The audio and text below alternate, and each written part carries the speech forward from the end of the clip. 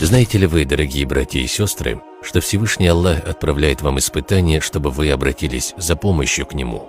Иногда вы делаете дуа и просите Аллаха об успешной сдаче экзаменов, либо о праведной супруге или о чем-либо еще.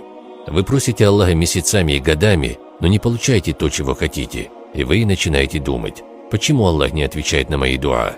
Он про меня забыл? Вы не знаете, что Аллах хранит для вас. Чем больше вы просите Аллаха, проявляя свою рабскую сущность перед Ним, тем больше у вас будет смягчаться сердце. Вы будете все более и более понимать, насколько вы нуждаетесь в Нем.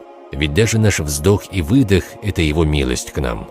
Когда вы просите и не получаете то, что желаете, но затем просите еще большим усердием, это уже награда, потому как вследствие этого смягчается сердце.